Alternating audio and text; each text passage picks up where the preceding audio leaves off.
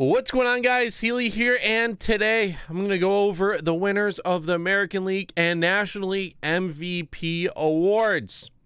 I'm going to go over the stats of all the finalists and then reveal the winner and the voting for the award. Starting off in the American League, you had Mike Trout, Mookie Betts, and José Ramírez. It was mainly a debate between Mike Trout and Mookie Betts. So we're going to start off with José Ramírez, who did finish third in the voting. This year, he had a 270 average, 387 on-base percentage, and a 552 slugging. Played in 157 games, had 110 runs, 156 hits, 38 doubles, 39 home runs, with 105 RBIs. Also had 34 stolen bases on the year. He had 106 walks on the year and only 80 strikeouts. That is fantastic. He had an OPS of 939 and an OPS plus of 150. Had 319 total bases on the year. He had a 7.9 WAR with a 7.4 offensive WAR and a 0.8 defensive WAR. All these numbers are from Baseball Reference. So, José Ramírez, he could play defense pretty well. He could steal bags for you. He could do everything. But his season was not as good as Mike Trout's or Mookie Betts. We are going to go over Mookie Betts' stats right now. Mookie Betts played in 136 games on the year. He had 129 runs, which did lead the American League. 180 hits, 47 doubles, 32 home runs, 80 RBIs, 30 stolen bases. He walked 81 times and had 91 strikeouts. He had a league-leading, MLB-leading 346 average with a 438 on-base percentage and a MLB-leading 640 slugging. His OPS was 1.078. He had an OPS plus of 186 and had 333 total bases. He had a 10.9 WAR on the year, 8.7 for offensive WAR, and he had a 1.8 defensive WAR. This dude was lights out. Also, while watching the MLB Network show, they pointed out Mookie Betts hit 300 with 2 strikes this year. Absolutely insane. Most guys bat below 200, and the fact that he hit 300 with 2 strikes, insane. Huge reason why the Red Sox were as successful as they were, and he was amazing in that leadoff spot. And now Mike Trout, 27 years of age, 2 MVPs already on his resume, 3 second-place finishes. His resume just keeps getting even better by being a finalist in this year's MVP discussion. He played in 140 games, had 101 runs, 147 hits, 24 doubles, 39 home runs, 79 RBIs, stole 24 bags. He had a league-leading 122 walks and struck out 124 times. He had a 312 average, a league-leading 460 on-base percentage, and had a 628 slugging. His OPS was 1.088, which did lead the league, and his OPS plus was 199, which was the best of the bunch. 296 total bases on the year. His WAR was 10.2. He had an offensive WAR of 9.2 and a defensive WAR of 1.2. The results weren't as close as I thought they were going to be. Mookie Betts had 28 of the 30 possible first place votes. His other 2 votes came in second place, and he had a total of 410 points. Mike Trout finished in second place with 265 points. He had 1 first place vote, 24 second place votes, 2 third, a 4th, and 2 fifth place votes. I don't know how you could even put him outside the top 3. Like, that's insane. He had to have been top 2, but All right. José Ramírez had 1 second place vote, 10 third place votes, 11 fourth place, 3 fifth place, 4 sixth, and 1 seventh. He had 208 points. And JD Martinez barely missed the top 3.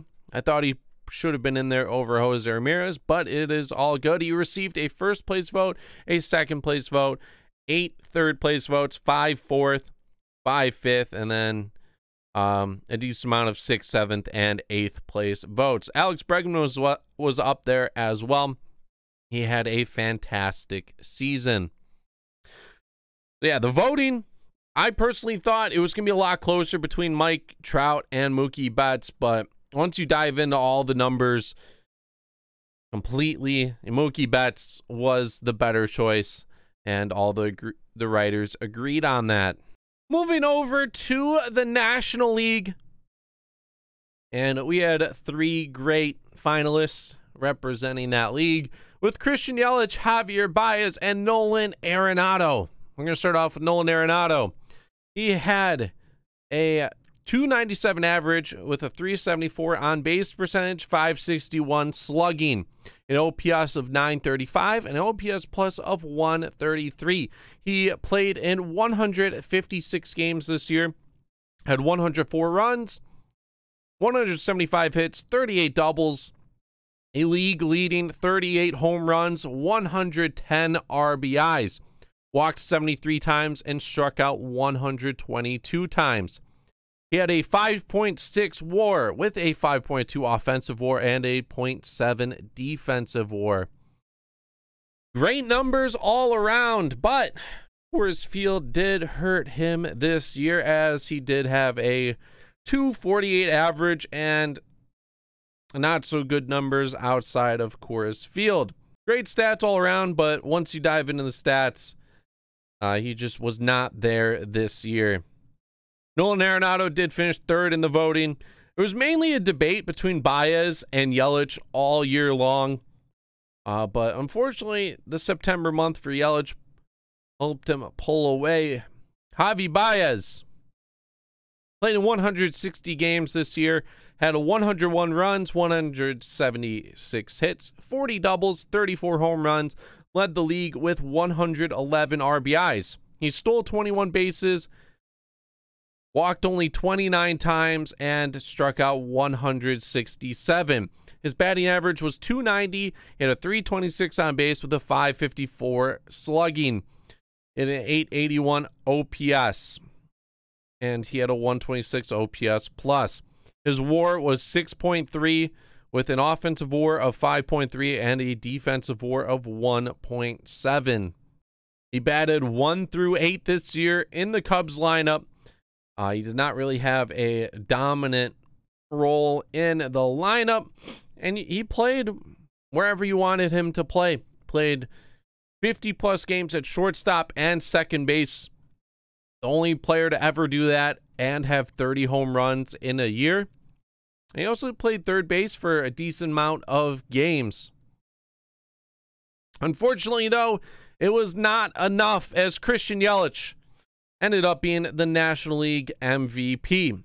He played in 147 games, had 118 runs, 187 hits on the year, 34 doubles, 36 home runs, 110 RBIs, stole 22 bases, walked 68 times, and struck out 135. Hit a league-leading .326 average with a .402 on base and a league-leading .598 slugging to finish off with an even 1,000 OPS. He also led the league with a OPS plus of 164 and had the most bases in the league with 343. His WAR was 7.6. He had a 7.3 offensive WAR, and his defensive WAR was -0.4. Fantastic year from Christian Yelich. There was no debate that he was going to win this award. He almost was unanimous with the award, as he had 29 first place votes, only had 1 second place vote, and had 415 points. Javier Baez finished in second place, 19 second place votes, 4 third, 5 fourth, and 2 fifth place votes, 250 points. Nolan Arenado finished in third place with 203 points. He had 3 second place votes, 8 third, 9 4, 5 fifth, and then he had a decent amount from 6 through 9. Freddie Freeman, he ended up finishing 4th, and Jacob deGrom finished 5th. deGrom was the only player besides Christian Yelich to get a first place vote. He had a decent amount of second place votes this year, but he just did not get enough support from everyone else to finish in the top 3. So yeah, fantastic year in the MLB. This is the last of the awards for the 2018 season. Everything moving forward from here on out will be for the 2019 season. I'm excited to begin hyping up the next year. 2018, 6th season. Amazing to watch. The storylines that were built were amazing. And like I already said, excited for 2019. Let me know down below who you thought should have won these MVPs. I don't think it should change much because Mookie Betts and Christian Yelich did run away with the MVP awards. Make sure you leave a like, subscribe if you have not already. And let's go. 2019 season coming up. This is Healy, and I'm out. Peace.